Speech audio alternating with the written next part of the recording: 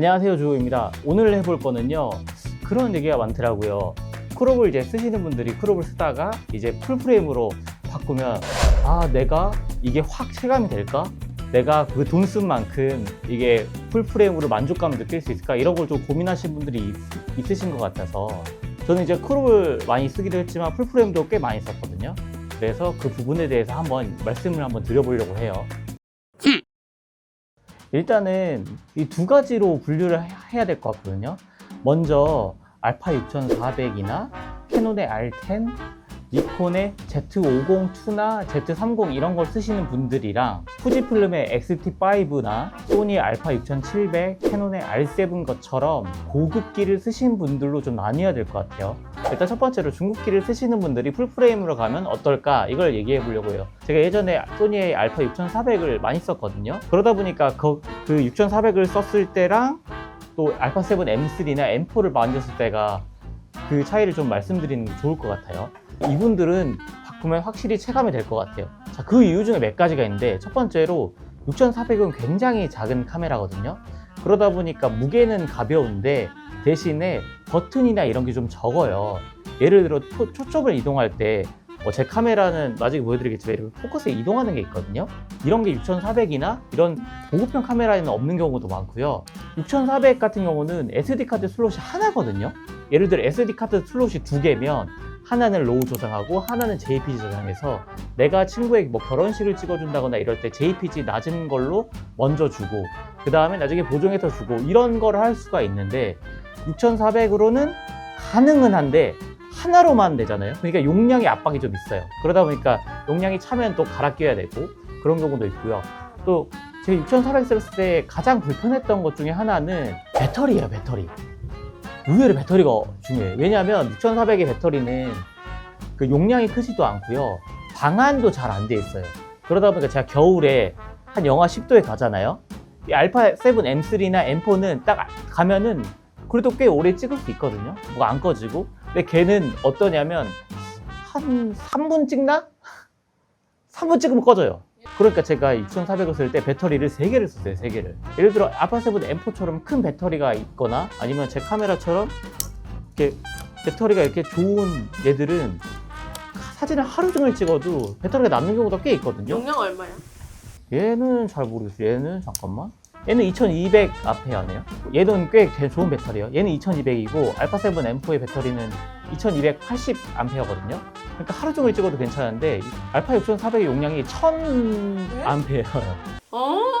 장난감이네. 근데 이거 옛날에 알파 7 M1에는 썼던 거 알아? 풀프레임. 풀프레임 M2였나 M1까지 뭐 썼고 그 다음에 배터리가 확 좋아지면서 진짜 아무도 안 썼잖아. 많이 썼지. M3부터 많이 썼는 걸? M3부터 많이 썼지만. 안 쓴 이유가 있네. 근데 그렇지. 그러니까 배터리가 이런 배터리 차이가 좀 컸어요. 그러다 보니까 내가 겨울에 찍거나 아니면 얘를 길게 찍을 때 예를 들어 배터리를 까먹고 한 개 가져올 수도 있잖아요. 근데 그럴 때 너무 힘들었어요, 솔직히.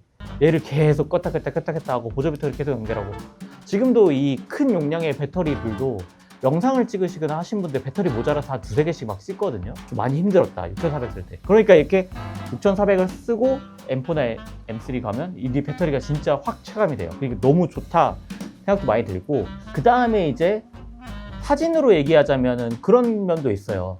그 6400이 고감도 노이즈가 좀 떨어지는 편이긴 해요. 그게 왜 그러냐면 M3나 M4는 BSI 그 이면 조사 센서를 쓰거든요. 근데 알파 6400은 FSI라고 해서 일반적인 센서를 쓰기 때문에 이면 조사형 센서가 아니거든요. 그래서 어두운 상황에서 노이즈가 좀 많이 보이긴 해요. 그러다 보니까 이제 M3나 M4를 딱 오면은 와 박수를 치게 되는 거죠. 밤에 사진이 너무 깨끗하게 나와요. 와, 밤에도 이렇게 사진이 깨끗하게 나와? 물론 이제 6400도 저는 쓸만하다고 생각을 했지만 예를 들어 ISO 3200으로 올리면 좀 많이 힘들다라는 생각이 들어서 웬만하면 안 올리려고 노력을 했거든요. 그러다 보니까 그런 거를 딱 생각을 하면은 내가 크롭에서 풀프레임으로 가는데 6400에서 M3나 M4 가면 확실히 느껴지는 거죠. 근데 그것도 있었어요. 그 소니를 쓰다 보니까 소니의 크롭에 이제 물론 소니 크롭도 렌즈를 좀 많이 내는 편이긴 해요. 크롭에 비해서는. 근데 6400을 쓰다가 M3, M4로 딱 가면은 렌즈가 와 두세 배가 돼요. 두세 배가. 다양한 서드 파티에서 뭐 2875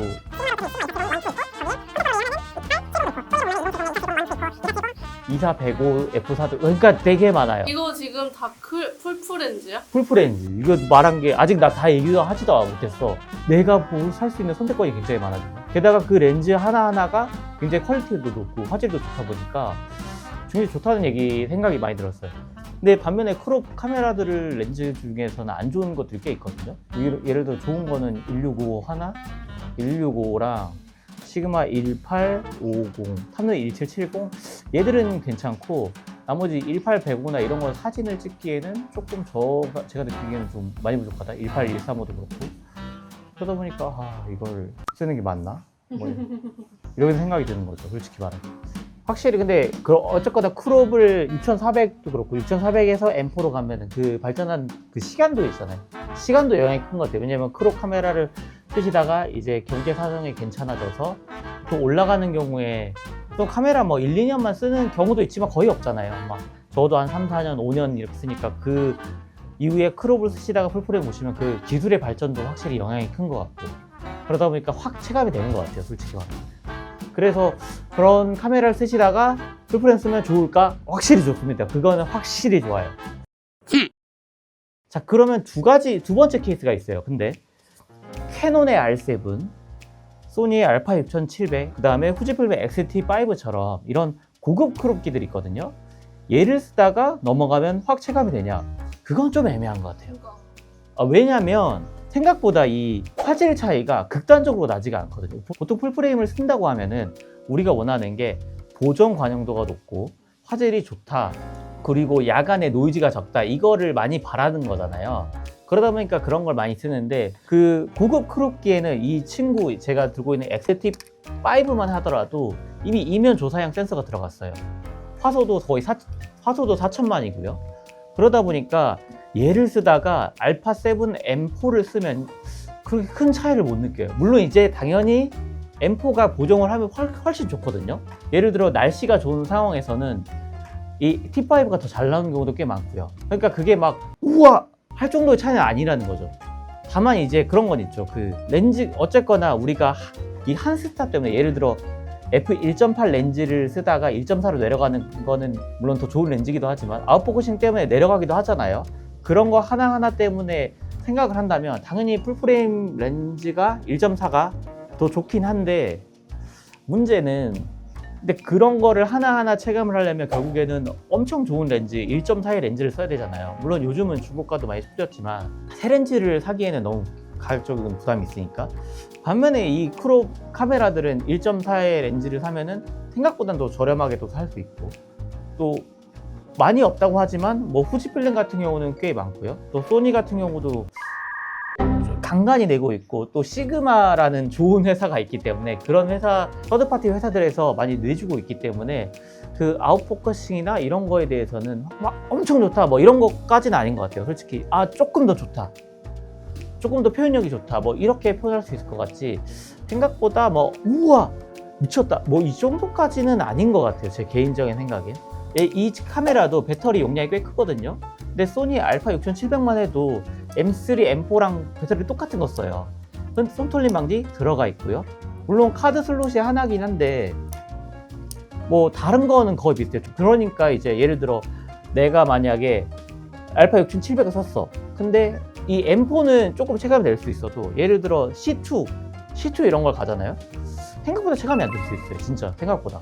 물론 당연히 카메라를 구성하는 데 있어서 센서가 굉장히 중요한 면이긴 한데 문제는 그 센서도 이제 크롭 센서들도 충분히 좋게 나오니까 엄청 막 체감된다 뭐 이런 건 아닌 것 같아요. 솔직히 말하면 잘 모르겠어요. 그러니까 솔직히 말하면 6700이나 뭐 이런 거 쓰다가 제가 뭐 T5를 쓰다가 이제 풀프레임 딱 잡으면 그렇게까지 막 엄청 좋다는 체감은 못 느꼈던 것 같아요. 솔직하시군요.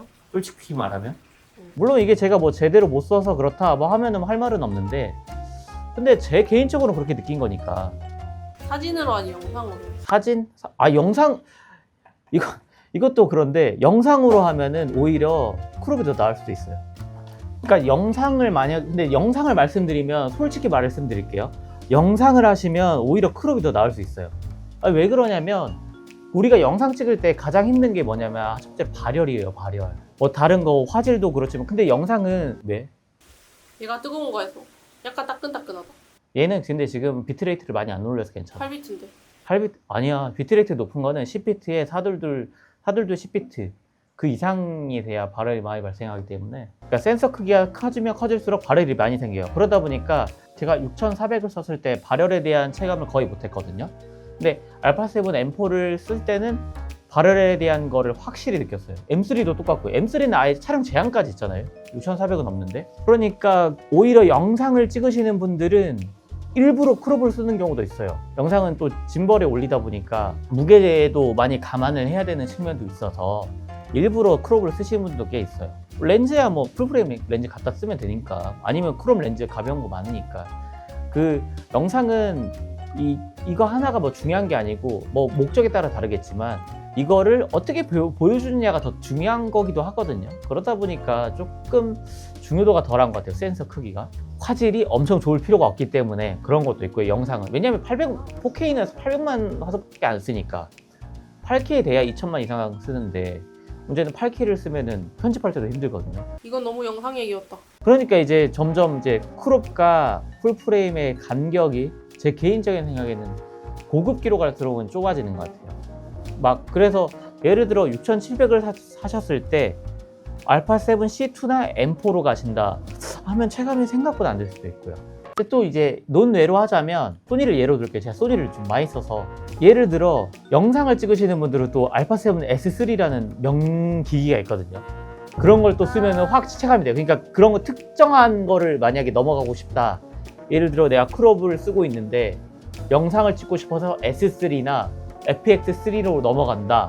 이러면 확 체감이 되고요. 내가 사진 쪽으로 보아서에 더 집중하고 싶어서 알파7, R5, R4로 넘어간다 하면 확실히 체감이 되고요. 근데 그냥 이제 일상적인 고급 중국기인 M4로 넘어간다면 조금 체감이 덜 될 수 있다. 이런 거는 좀 감안하시는 게 좋을 것 같아요. S3가 S3가 얼마나 진짜 좋았으면. 좋아요. S3가 진짜 좋아요. 근데 S3가 모든 게 되고 야간에도 거의 노이즈가 없어요. 왜냐면 1000만 화소밖에 안 되거든.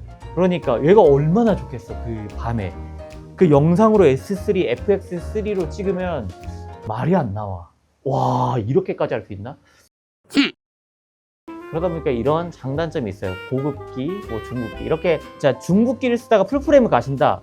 무조건 추천할게요. 그냥 너무 다른 카메라고 카메라가 이렇게 좋을 수가 있구나 라고 생각이 들기 때문에 너무 좋은 것 같고 만약에 내 고급기를 쓰시면 보통 렌즈들도 좋은 거 많이 가주시니까 고급기를 쓰시다가 내가 풀프레임으로 가신다.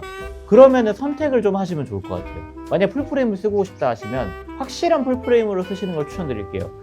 예를 들어 고화소 바디로 간다거나 영상용 바디로 간다거나 아니면은 아예 시네마 바디로 간다거나 아니면은 프레스 바디로 가시거나 알파고. 그러니까 뭐 이런 거로 가시는 거를 좀 추천드릴게요. 그러면 좀 확실하게 느낄 수 있어요. 고급기에서 중급기로 가면 조금 애매하다. 그런 걸 말씀. 써보고 싶다. 알파원. 알파원 아직 한 번도 안 써봤는데 좋다고 하더라고. 내가 캐논 뭐 만져봤다 그랬지? R1? 캐논 R1. 정말 좋았어. 그건 또 풀프레임을 쓰는 사람조차도 그렇게 플래그십이나 이런 게 가면 또 확 느껴지는 부분이니까 너무 좋지. 이렇게 뭐라고 하지? 밸런스형 바디들은 좀 한계가 좀 있긴 해요. 뭔가 특화가 안 됐다 보니까. 그게 장점이기도 한데 단점이기도 해. 왜 크롭도 불편한 거 생길 수 있어? 당연하지. 크롭으로 바꾸면 당연히 불편한 상황이 생기지. 또 근데 그게 또 풀프레임으로 가면 그게 또 못지않게 또 불편한 게 또 생길 수 있으니까 무게나 부피나 뭐 이런 여러 가지 것들이 그러다 보니까 뭐 그런 게 생길 수 있다는 거는 알고 바꾸셨으면 좋겠습니다. 오늘 영상 마치겠습니다. 안녕. 오늘 영상 시청해주셔서 감사합니다.